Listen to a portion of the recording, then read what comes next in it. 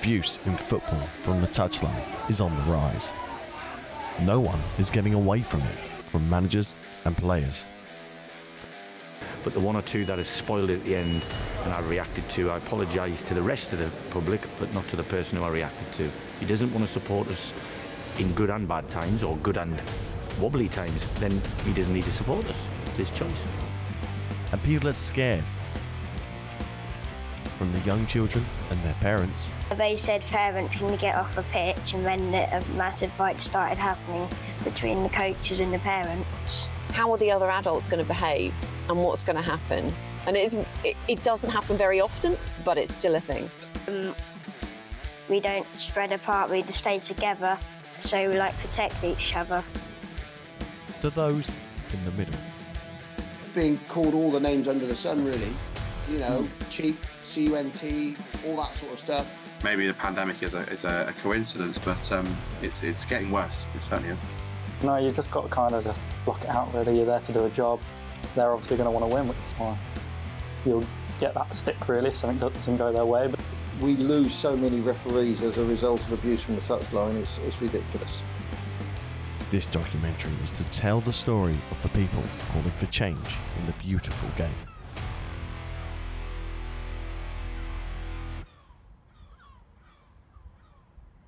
these two are probably my little favourite bit of the room. It's often just, it gives a nice glow as well with the lights, but these are match used advertising and interview boards from Kings Lynn v Stevenage, FA Cup. Ethan is 17. He does football studies at college, plays on the weekends, as well as refereeing. He lives and breathes football.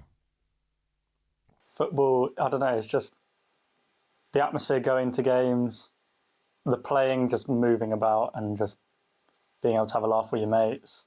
And then reffing, I don't know, it's just being able to control the game's cool and all, but I don't know, it's just being around football and just being involved with it just gives that thrill constantly, no matter what aspect of the game it is. Getting abuse, referees getting abuse, Yeah. coaches getting abuse. Well, does that put you off, Tom? I mean, there's going to be things like obstacles thrown in your way, whatever job you're doing, whether it's sport or anything really. But I don't know, it adds to the excitement because you don't know what you're going to get each week and it's going to be different each game. But no, you've just got to kind of just block it out really. You're there to do a job. They're obviously going to want to win, which is why you'll get that stick really if something doesn't go their way. But then, no, reffing, obviously only being young and only reffing young football, you still get quite the bit. I've had quite a bit of me, people saying I'm rubbish at my job, and in many ways, some that I won't repeat. But yeah, no, it's just all parents, fans, coaches, subs, wherever really. Why do you keep doing it then if you get all that abuse? It goes back to the first one, it's football. It's just doing what I love really and being involved around the ball.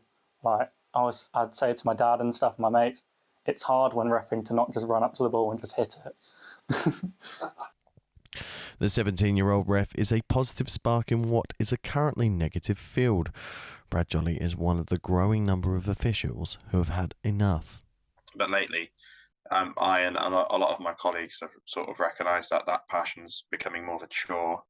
And I, for one, the exact words were, "You're a fucking wanker, you're shit." So at that point, I could have given him a straight red card. I gave him a yellow. So my tolerance level's fairly quite high. He said, "Okay, show me that again." I said, "What for?" And then he said, "You're just a fucking wanker." At that point, I showed him the second yellow and the red. And although the match was finished, it's the point of principle. At that point, the players were fine and were trying to shake hands. I don't know what his issue was because there wasn't much controversy in that game. What Brad says is becoming all too familiar for those in the middle. Is that it? Yeah, there we go. Hello, mate. How are you? Yeah, all right, mate. I got my dog in company today. Andrew Hobbs is also an official. I caught up with him after he took to socials to share his annoyance. With abuse going up, and you hear lots more of it now. I don't know why, whether it's just after COVID, it's got continuously worse.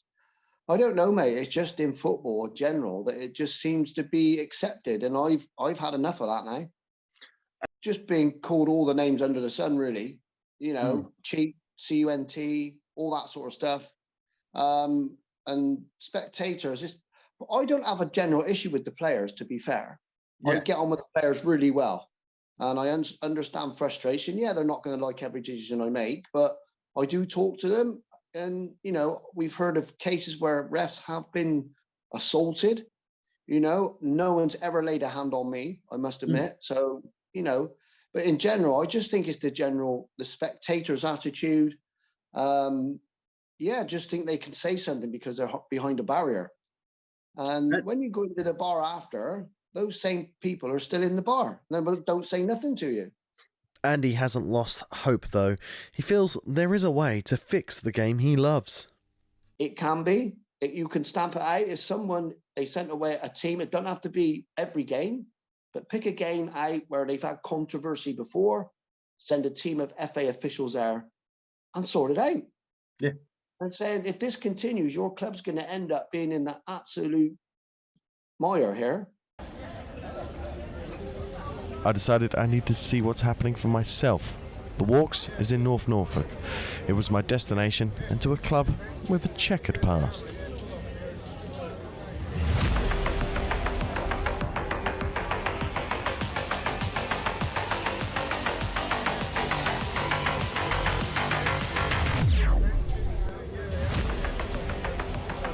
So tonight I've come to Kings Lynn Town's biggest game of the season. That's top versus second. It's huge, it's massive. How will fans react if temperatures get high? We'll find out. At this level of football, alcohol is allowed in view of the pitch, something that doesn't happen higher up. Now, the players enter the field to an expectant crowd. How long will it be before it's this man's fault?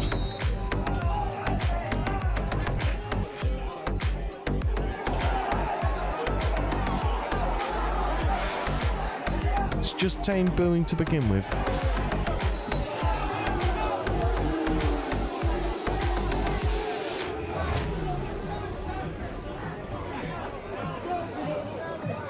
Ironic cheers when a decision goes their way. They'll square at the break and no one's too upset.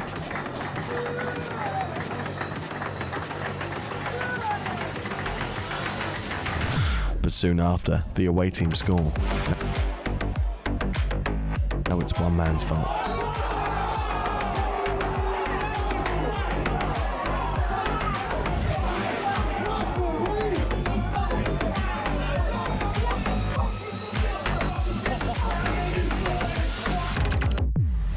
The game ends.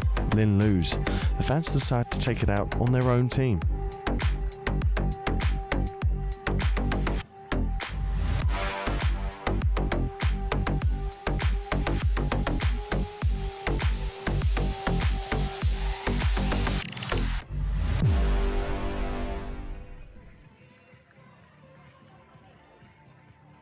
Because it's been a big blow to the players. You know, the fans have come out in good numbers on Tuesday night, and 99.9 of them have been really, really supportive, and I'm really appreciative of it. But the one or two that has spoiled it at the end, and I reacted to, I apologise to the rest of the public, but not to the person who I reacted to. He doesn't want to support us in good and bad times, or good and wobbly times, then he doesn't need to support us. It's his choice. After the drama of that game, I popped back to see Ethan, who was there. He was at the AFC Fly game. We meet him as he's going for a run. The more important the game, the more cagey it might be, I think the more fun it will be to ref. I think because you've got more challenges coming your way, you've got to be more in your game. And I think I'd love every minute of a massive game, and I'm sure he did out there. You have to admire Ethan's positivity. In his free time to continue being a referee, he has to stay fit. Going on runs, sometimes if I feel like it, I'll go to a gym, get myself on a bike or something. There's one at college that I'm on quite a bit, so that will keep me fit. And then just playing football myself as well, because in all honesty, there's probably more running and refereeing than actual playing. And it's worthwhile. You said to me earlier that, you know, you do it because people weren't having referees. Yeah. Is it worthwhile for that? Yeah, definitely. Definitely, you help the community out, you help yourself out with your future CV and stuff, and potential opportunities in the future, and it gives you like a new branch of where to go with yourself in the future. And it, like, for me, it helps my mental health as well. Get myself out and about really, and just keep myself doing something. Keeps me calm and just keeps my head out of low places really. Jax, time to go. All right. Good boy. Okay, football boots. Jack is another football crazy boy. He has a big game today, but has other things on his mind. I've seen when I played a game, my friend got a penalty and scored because they fouled one of our players really badly, and then at the end of the game, what the home parents do, they walk over to the home players and they tell them how well they've done. But when we played against an away team, they said parents can get off a pitch, and then a massive fight started happening between the coaches and the parents.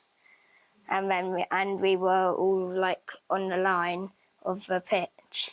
And what would you say to those people who shout the stuff from the sidelines? What I'd probably say is, we're just playing a game. Why we're just playing our game? Why are you shouting? Because we're just trying to focus.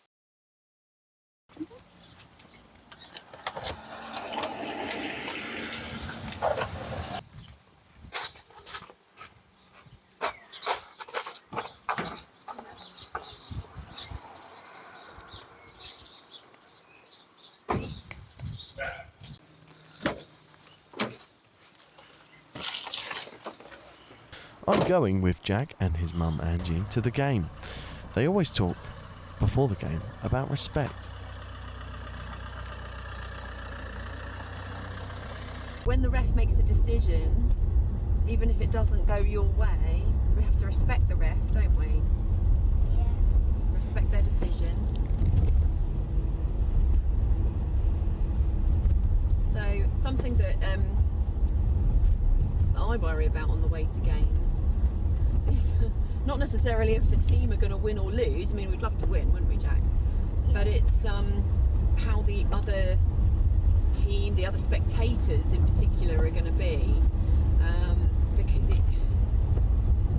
it can get a bit, well, scary sometimes, to be honest with you, because there might be a decision that's made by the ref, who is generally a young lad, you know, doing their training, trying to get the qualifications and things, and really some of the things that get shouted, and that sense of threat that you can experience when you go to a weekly game, even though it's for under 10-year-olds, so you've got 9 and 10-year-olds playing. It's not necessarily the players you have to worry about, or the win or lose. It's how the parents that come with them, or the extended family and friends, are going to react. Right. Okay, Jack. Good luck. Try your best. I'm sure you do brilliantly. Yeah. I'll be out in a minute. Okay. Bye. Okay. Love you, bye. I don't think it's ever the referee's fault. They're just doing their job, aren't they? And quite often they're young lads that are trying to get their badges and qualify and things. Sometimes they'll make decisions and you'll wonder what they were thinking. It doesn't always go your way, but that's one of the things about sport, and that's one of the things it teaches you in life. Things don't always go your way decision-wise, but, you know, that is part of the game and you've just got to get on with it. I don't think shouting loads of abuse at a young referee, or any referee, is going to help the situation. What more should the FA and governing bodies be doing? Well, I think that the trial of the body cams is a really good thing. I think it's a real shame that it's come to that, but I understand the need for it. I think maybe a bit more of that as a deterrent, perhaps, at grassroots games. I'd like to see perhaps representatives of the FA, the youth FA, turning up unexpected to some games to see what's going on as well, just to kind of keep an eye on things. And also, quite often when we've complained before about perhaps other teams or other actions by parents associated with that team, we've heard nothing back. Jack's game went so well today that he even played in the garden when he got home, despite losing. I mean, like you have to quit. It means that it gives you motivation to keep trying, and then later in life you will get to the level where you're unstoppable. But after speaking to Angie and Jack, I tried to reach out for the FA for comment. I've had no response. So I spoke to a man called Ray Herb. Ray is from the Referee Association. If there are any referees that perhaps have been assaulted or have been abused in any way or need help with submission of misconduct reports, that sort of thing, then that's where they'll come to us and they'll say, this is the situation. I had a game this morning and there was this person on the touchline did X, Y, Z, and we said, okay, this is where you go with it. You send this report into this county FA or to the FA or whatever. You see players mouthing off to referees on Match of the Day. Yeah. The language that's used is not appropriate at all times, and you don't need to be a particularly good lip reader to see someone going this and whatever, and it's not good. So people, whatever they see on the Match of the Day on a Saturday, they'll try and repeat it on the Sunday. And we've seen various instances of people falling over, pretending they've been tripped and all the rest of it, because they've seen one of the top footballers do it on a Saturday, and they think, oh, that's all right, he can do it, so I can do it. That's the problem. They copy what they see at the top level. If the abuse is going on at the top level and the referees aren't dealing with it, it funnels down right through the divisions, right through to the grassroots level. How are you going to stop it? That's down to the FA. We can't do it as an organisation. We can recommend to our members how they do it.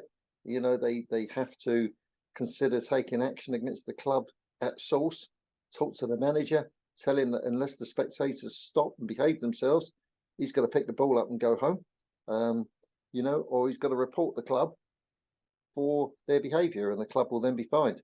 But if they're not prepared to do that, then it'll just continue.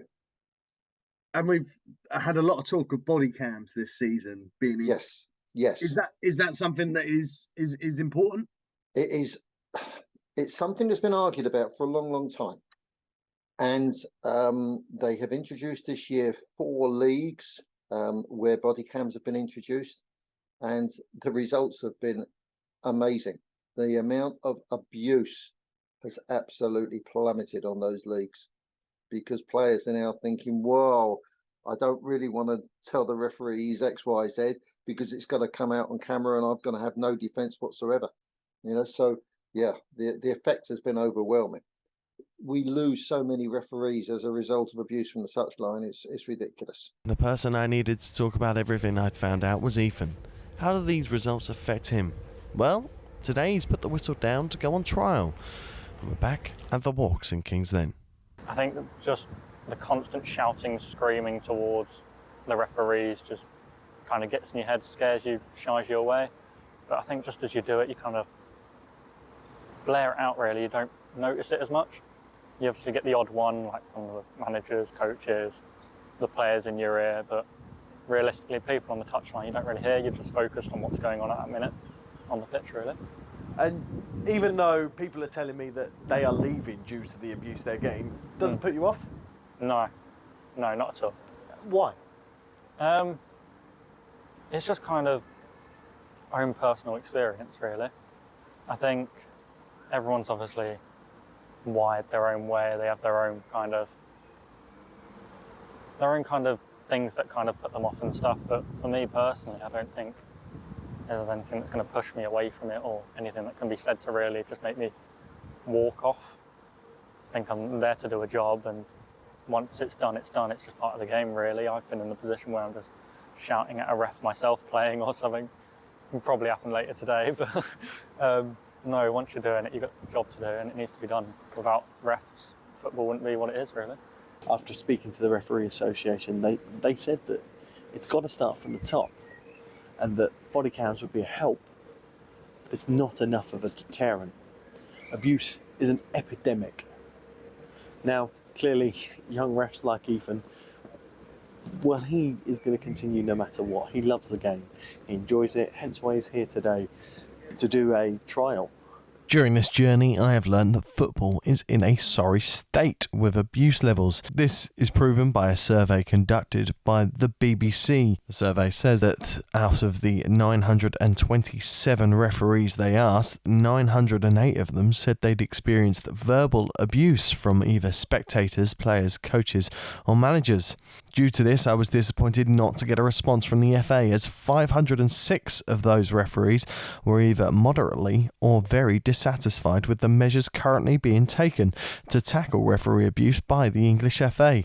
So if something doesn't change soon, I'm sure more refs will be picking up the ball and putting the whistle down.